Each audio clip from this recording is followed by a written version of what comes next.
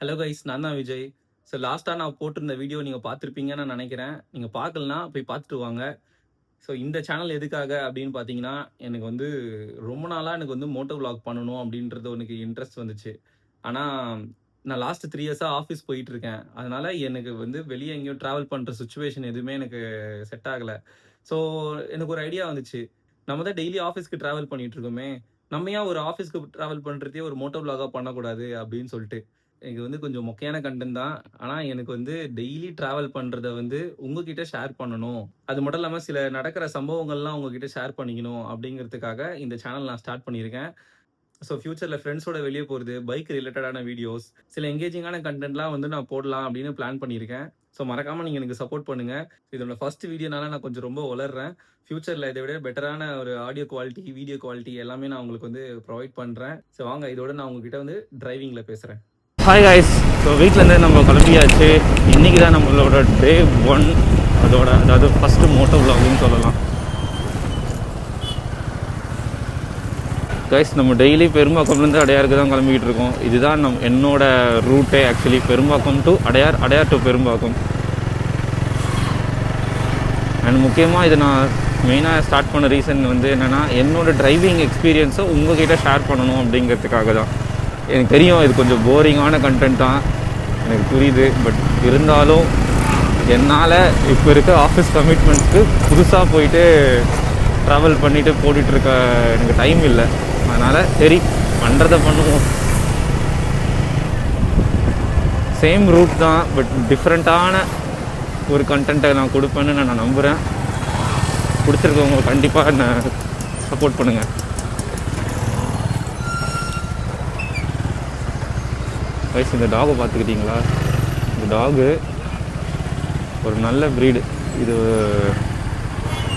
ராஜபாளையம் சொல்லுவாங்களா, அந்த மாதிரி. யாரோ அதை வாங்கி வளர்த்துட்டு அபாண்டன் பண்ணிட்டு போயிட்டாங்க. இப்போ அது வந்து சாப்பாடுக்கு கஷ்டப்பட்டுருக்கு. நான் இந்த ஏரியாவுக்கு வந்து கிட்டத்தட்ட 2 இயர்ஸ் ஆகுதுன்னு நினைக்கிறேன். 2 இயர்ஸ் 3 இயர்ஸ் ஆகுது. 3 இயர்ஸாகவே இந்த டாக் இப்படி தான் இருக்குது. இந்த இடத்துல பெட்ஸை வாங்குறாங்க, வாங்கிட்டு முடியல, ஏதாவது இது பண்ண முடியல, வளர்க்க முடியலன்னா அப்படியே விட்டுட்டு போயிடுறாங்க. பாவம். இப்போ அது வந்து சாப்பாடுக்கு ரொம்ப கஷ்டப்பட்டுக்கிட்டு இருக்குது. இருக்கிற ஸ்ட்ரீட் டாக்ஸ்லாம் அது போட்டு அது பயங்கரமாக அட்டாக் பண்ணி சண்டை போட்டுருக்குங்க. அதுக்கு என்ன தெரியும், அது வளர்ந்த விதம் அவ்வளோதான்.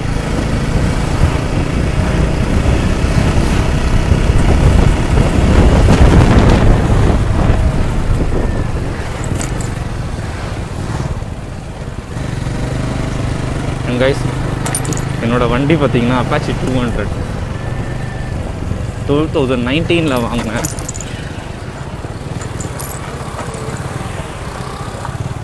இதை கூட ஏதாச்சும் ஒரு நல்ல பெயிண்ட் பண்ணணுன்றது ரொம்ப நாள் ஒரு இன்ட்ரெஸ்ட். ஆனால் ஒரு பக்கம் இந்த கலரை மாற்றணுமா அப்படின்னு எனக்கு தோணுது.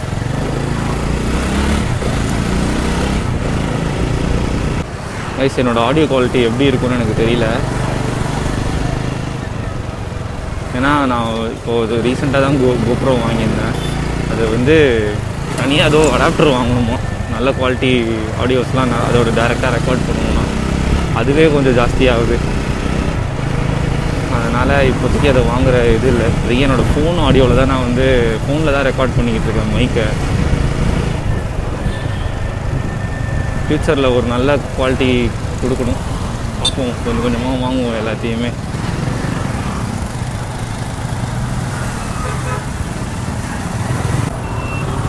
நான் இதுக்கு முன்னாடி வந்து பெட் போர்டிங் பண்ணிகிட்டு இருந்தேன்ல, அந்த பெட் போர்டிங் பண்ணிகிட்டு இருந்ததுக்கப்புறம் வந்து கொஞ்சம் எடிட்டிங்கும் கற்றுக்க ஆரம்பித்தேன். அப்படியே எடிட்டிங் ஃபீல்டு கொஞ்சம் பிடிக்க ஆரம்பிச்சிது. அதுக்கப்புறம் அடையாரில் வேறு ஒரு கம்பெனிலேருந்து என்னை கூப்பிட்ருந்தாங்க. அங்கே ஒரு 2 இயர்ஸ் கிட்டே நான் செஞ்சிட்ருந்தேன்.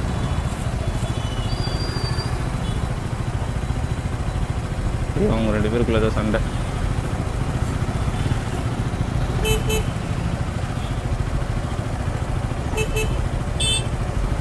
ஸோ காலேஜ் பசங்களாம் வந்து வாலண்டியர் ஒர்க் பண்ணுறாங்க.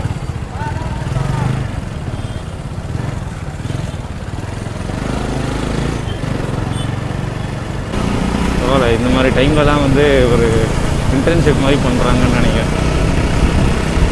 அதாவது ஒரு சர்வீஸ், இன்டர்ன்ஷிப்பில் வராது, சர்வீஸ். Social service. ஸோ இன்னொரு கம்பெனியில் வந்து 2 இயர்ஸ்க்கு வேலை பண்ணிகிட்டு இருந்தேன்.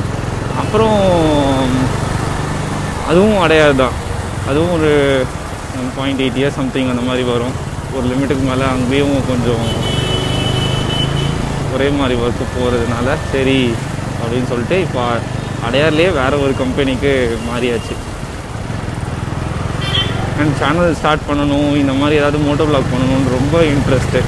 ஆனால் என்ன பண்ணுறது, நமக்கு ஃபுல் அண்ட் ஃபுல் ஆஃபீஸ்னு போயிட்டுருக்கோம். இதில் நான் எங்கே வந்து பைக் எடுத்துக்கிட்டு கன்னியாகுமரி, கொடைக்கானல், ஊட்டி அப்படின்னு சொல்லிட்டுலாம் சுற்றிக்கிட்டு இருக்க முடியும். சரி பார்த்தேன், நம்ம ஆஃபீஸ் போகிறதே ஒரு விலாகாக போடுவோண்டா அப்படின்னு சொல்லிட்டு தான் இது ஸ்டார்ட் பண்ணது. உங்கள் எல்லாேருக்கும் கண்டிப்பாக பிடிக்கும்னு நினைக்கிறேன். பட் இது வந்து சேம் ரூட்டு தான். நான் இந்த ரூட்டு மாற போகிறதே கிடையாது. ஆனால் டிஃப்ரெண்ட்டான சில கண்டென்ட்டோடு நான் வருவேன் அப்படின்ட்டு எனக்கு நம்பிக்கை இருக்குது. பிடிச்சிருக்கவங்க கண்டிப்பாக சப்போர்ட் பண்ணி சப்ஸ்கிரைப் பண்ணுங்கள்.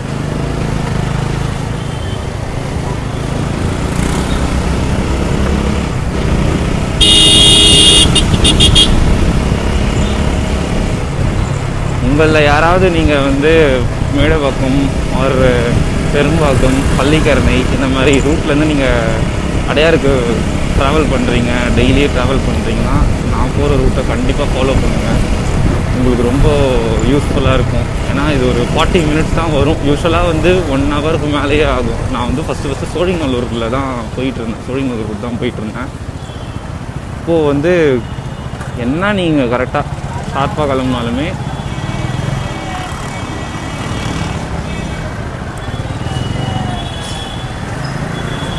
இது ரூட்டாயா எடுத்துட்டானுங்களா? எவ்வளோ ஷார்ப்பாக கிளம்பினாலுமே 1 ஹவர் 15 மினிட்ஸ் ட்ராவல் கண்டிப்பாக வந்துடும். அது ஏன்னே இது தெரியாது. ஏன்னா அவ்வளோ பெரிய ரூட். அது ஆல்மோஸ்ட் 20 கிலோமீட்டர் டிஸ்டன்ஸில் வரும். அப்புறமா நிறைய ரூட்டு ட்ரை பண்ணி கடைசியில் இப்போ இந்த மாதிரி ஒரு ரூட்டுக்கு நம்ம வந்து சேர்ந்தாச்சு. இந்த ரூட் வந்து ரொம்ப ஈஸியாக இருக்கும். இதை தாண்டி ஒரு ஈஸியான ரூட் இருந்ததுன்னா சொல்லுங்கள், அதையும் நான் ஃபாலோ பண்ணுறேன். அந்த ரூட்டும் ட்ரை பண்ணுவோம்.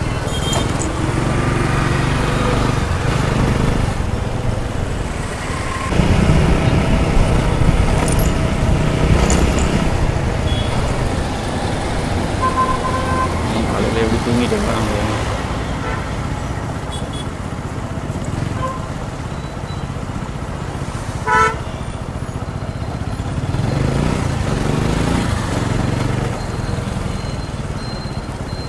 இந்த கோப்ரோவில் சில செட்டிங்ஸ்லாம் ஒரு மாதிரி இருக்குங்க. எனக்கு வந்து தெரிய மாட்டுது.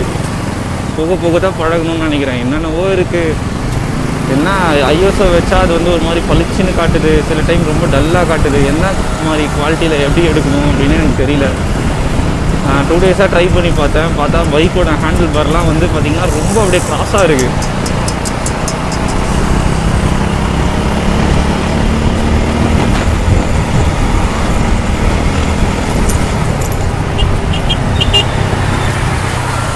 இப்போ இன்றைக்கி என்ன செட்டிங்ஸ் வச்சுருக்கேன்னு எனக்கு தெரியல. ட்ரை பண்ணி பார்ப்போம். ஒன்று ட்ரை பண்ணி போடுவோம்.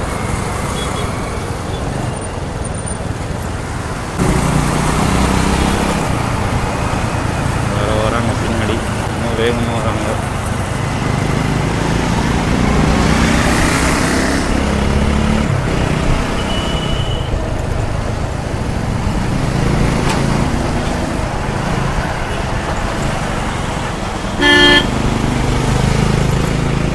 பறக்கிறாரு அவரு.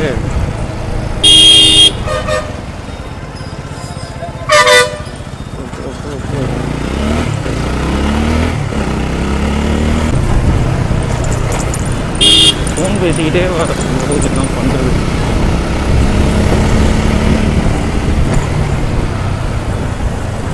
சில பேர்லாம் அப்படிதான் ரோடை கேஷுவலாக பாஸ் பண்ணுவாங்க. ஃபோன் பேசிக்கிட்டு போவாங்க, ஃப்ரெண்ட்ஸ் கூட அப்படியே பேசிக்கிட்டே போவாங்க. ரெட் சிக்னல், க்ரீன் சிக்னல் அதெல்லாம் எதுவுமே பார்க்கறது கிடையாது.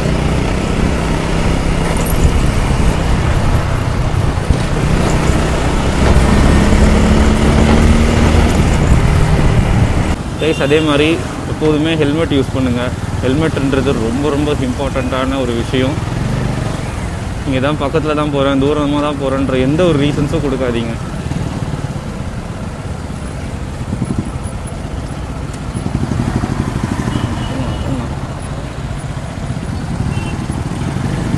ஸோ சேஃப்டிக்கு அப்புறம் தான் எல்லாமே. Be careful. அண்ட் இது என்னோடய ஃபஸ்ட்டு விலாகுன்றதுனால என்ன பேசுகிறது ஏதாவது யோசிச்சுக்கிட்டே இருக்கேன் நான். போக போக கொஞ்சம் அந்த சொல்லுவாங்க அந்த ஒரு சின்ன ப்ரெஷர்லேருந்து நான் ரிலீஸ் ஆகிடுவேன்னு நினைக்கிறேன். ஏதோ ஒரு மாதிரி ஏதோ ஒரு ஃபோக்கஸ் பண்ணிகிட்டே பேசிகிட்டு இருக்கணும், இந்த டைமில் இது தான் பேசணும், இந்த டைமில் இது தான் பேசணுன்ற மாதிரி ஒரு ஃபீலிங் வந்துக்கிட்டே இருக்குது. அதனால் கொஞ்சம் கேஷுவலாக ஆகணும். நான் எல்லாரோட விலாகுமே கைஸ், எல்லாரோட விலாகுலுமே வந்து பார்த்திங்கன்னா ஒரு மாதிரியான வீடியோஸ் இருக்கும். அதுதான் வந்து என்னடா அவங்க இப்படி தான் இருந்தாங்களா அப்படின்ட்டு இருக்கும். அந்த மாதிரி இது ஒரு வீடியோவாக என்னோடதுலேயும் இருக்க போகுது. It's okay. ஒரு 5-6 வருஷம் கழித்து பார்த்தா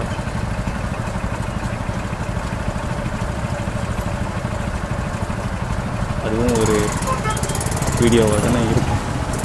அதாவது ஒரு மாதிரி பர்றா இவன் இப்படிலாம் பேசியிருக்கான், பர்றா அவன் இப்படிலாம் பேசியிருக்கான், அந்த மாதிரி.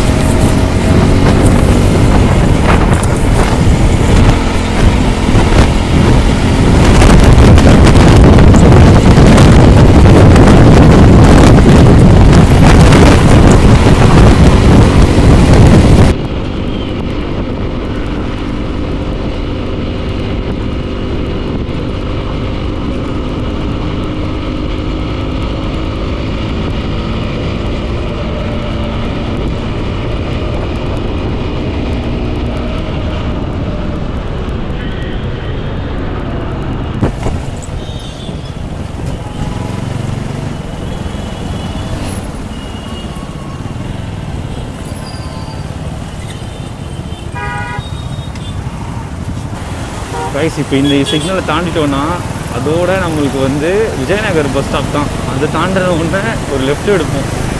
அதுக்கு மேலே இதோட திருவான்மியூர் சிக்னல் தான் நம்ம கனெக்ட் ஆகிடுவோம். உங்களுக்கு அந்த ரூட்டை காட்டுறேன், கண்டிப்பாக பாருங்கள். யூஸ்வலாக இந்த மாதிரி டைமில் நான் வந்து இளையராஜா சாங்ஸ் தான் கேட்டு போவேன். செம்மையாக இருக்கும். அப்படியே இந்த ரோடு டிராஃபிக்கு இளையராஜா சாங்ஸ்லாம் கேட்டு போக சூப்பராக இருக்கும். ரோட்டில் அப்படியே கத்திக்கிட்டு பாடிக்கிட்டுலாம் நான் போவேன். ரொம்ப ஜாலியாக இருக்கும் அது.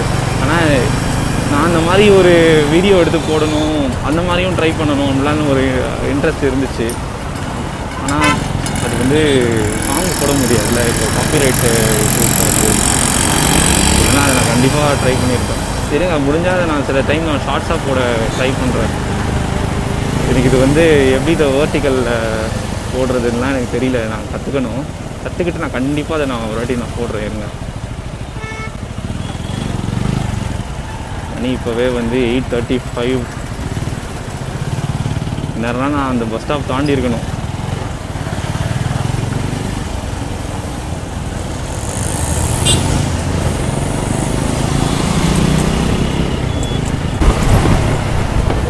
என்ன வண்டி இது? ஸ்ப்ளெண்டர்.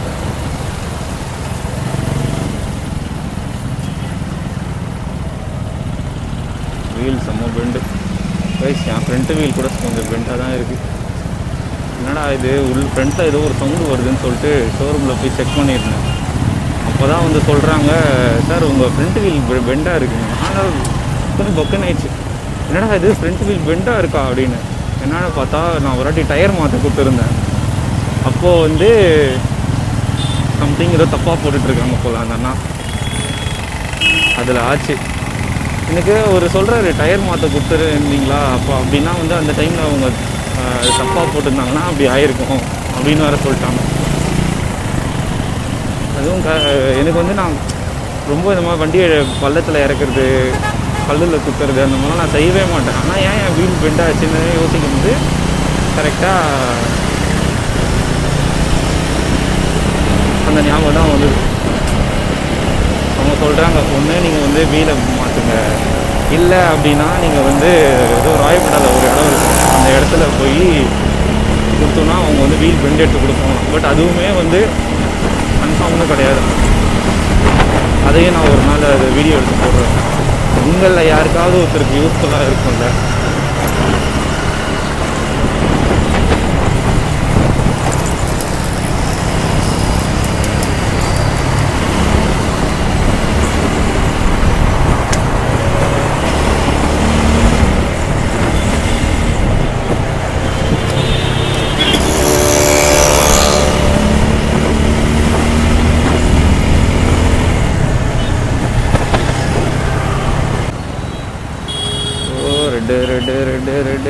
ரெட்டு ஓகே, ரெட்டு இது மறக்கவும் முடியாது.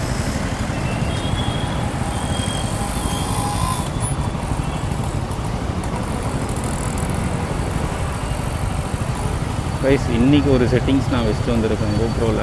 இது எப்படி வரப்போகுதுன்னு எனக்கு தெரியல. ஸோ எப்படி வருதோ வரலையோ நான் அப்லோட் பண்ணலான்னு நான் வந்து முடிவு பண்ணிட்டேன்.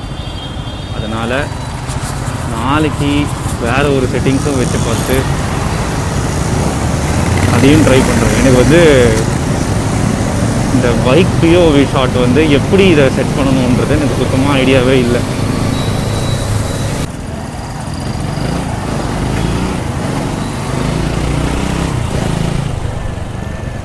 இந்த சிக்னல் அவாய்ட் பண்ணுறதுக்கு இங்கே டிராஃபிக் இவ்வளோ இருக்கா, இதெல்லாம் தாண்டி போகிறதுக்கு பதில் நம்ம என்ன பண்ணணும்னா அப்படியே இதில் போயிடலாம்.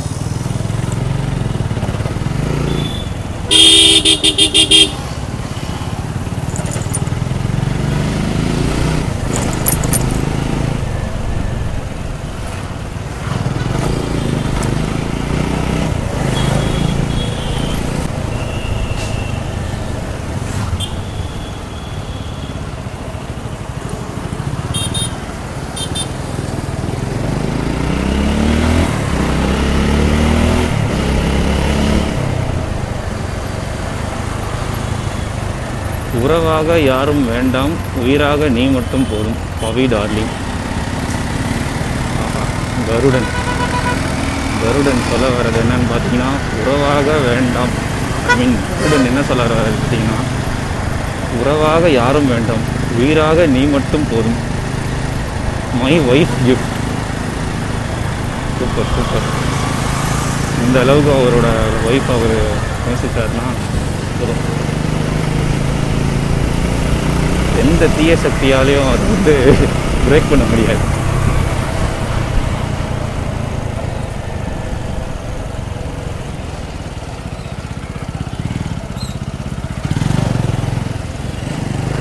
இந்த லெஃப்ட் எடுத்துக்கணும் கைஸ். இந்த லெஃப்ட் எடுத்துக்கிட்டிங்கன்னா இந்த ரோடு வந்து இந்த ஒரு ஏரியா மட்டும் சூப்பராக இருக்கும். அதாவது சன்லைட்டே கம்மியாக இருக்கும். அப்படியே இந்த இடத்துல நீங்கள் ஒரு நாள் வந்து பாருங்கள், அப்படியே சில்லுன்னு இருக்கும். இந்த அக்கா இது பண்ணுறாங்க, தொட்டு ஒரு முத்த உர கொடுத்துட்டாங்க. நைஸ். இந்த மாதிரி ஆளுங்க இருக்க வரைக்கும் தாங்க கொஞ்சமாச்சு இந்த அனிமல்ஸ்லாம் கொஞ்சம் இருக்குங்க.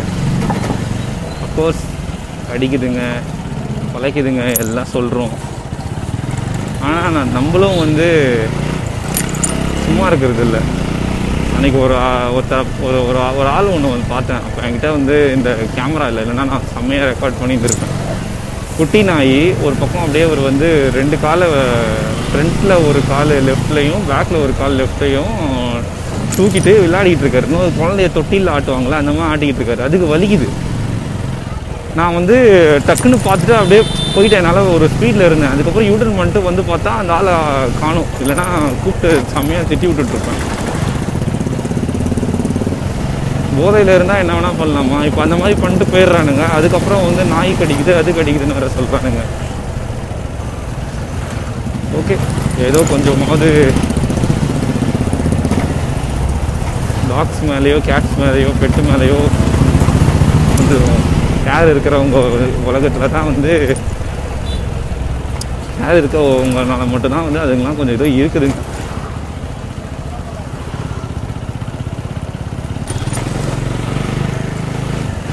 தெரிஞ்சு நீ நான் லேட்டுன்னு நினைக்கிறேன்.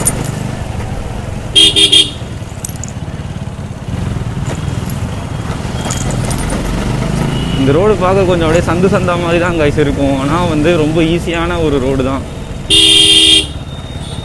இது. நான் நிறைய ரோடு ட்ரை பண்ணக்கப்புறம் இந்த ரோடு நான் வந்து ஃபிக்ஸ் பண்ணேன். இது ஓகே, ஓரளவுக்கு கொஞ்சம் சீக்கிரமாக ஆஃபீஸ் போகலாம் அப்படின்னு சொல்லிட்டு.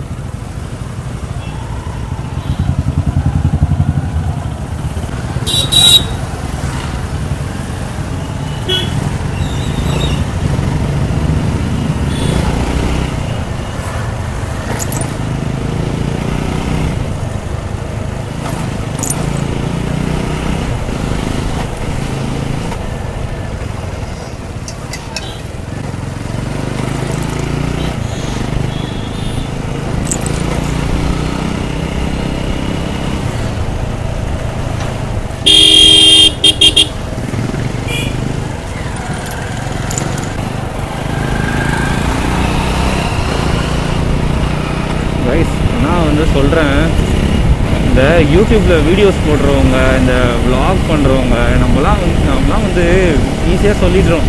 இவன் பாரு அங்கே போகிறான், இவன் பாரு இதை பண்ணுறான், இவனுக்கு இது தேவையா, இவனுக்கு அது இது பண்ணுறான், அந்த வீடியோ போடுறான், இந்த வீடியோ போடுறான், நம்ம என்னென்னவோ சொல்கிறோம். ஆனால் வந்து இன்றைக்கி நான் இந்த மாதிரி ஒரு வீடியோ எடுக்கும்போது தான் நிஜமாலே சொல்கிறேன் அதோட கஷ்டம் என்னான்ட்டு. அவங்கள வந்து இதில் ஒரு விஷயம் என்ன புரிஞ்சுதுன்னா, நம்ம ஒருத்தவங்களை வந்து குறை சொல்கிறோம் செய்யணும் அப்படின்னா அட்லீஸ்ட் அவங்க பண்ணதை நம்ம பண்ணிவிட்டு அதுக்கப்புறம் நம்ம அவங்கள கிரிட்டிசைஸ் பண்ணால் ஓகே அப்படின்னு எனக்கு தோணுது.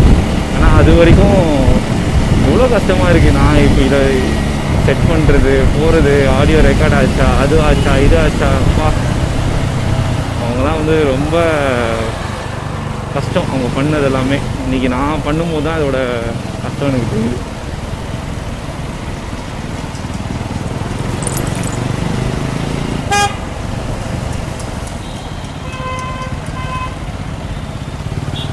இன்னும் 10 மினிட்ஸ் தான் இருக்குது ஆஃபீஸ்க்கு.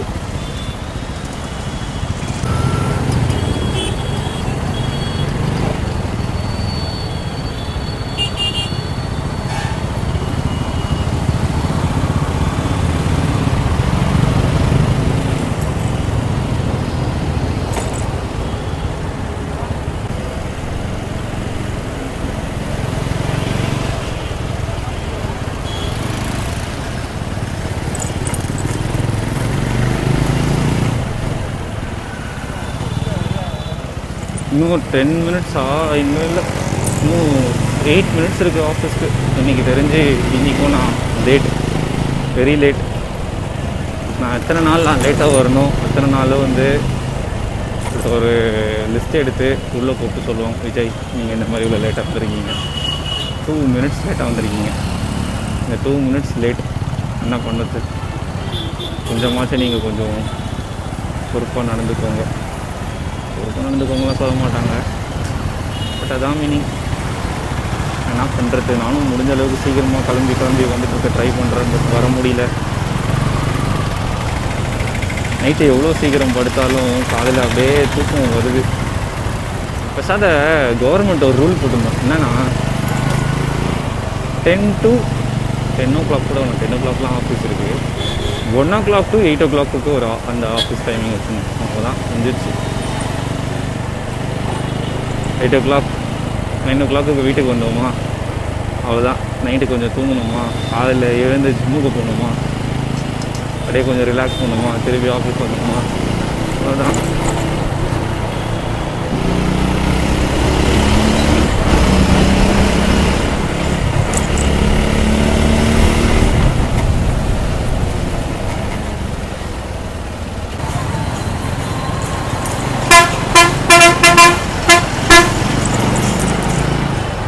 Very risky road.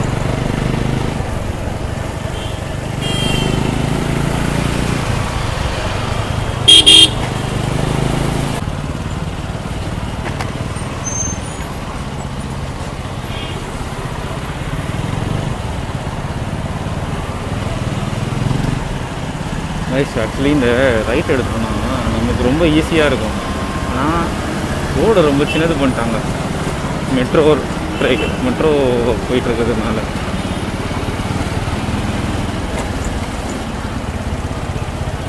பார்க்குறான் ஏங்க இந்த ரோடு எடுக்க முடியுமா அப்படின்ட்டு. ஃபுல்லாக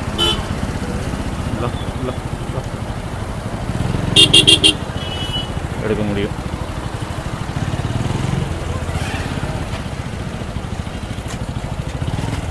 சாரி எப்படி போவார் இவர் இவ்வளோ பெரிய கட்ட வெட்டி.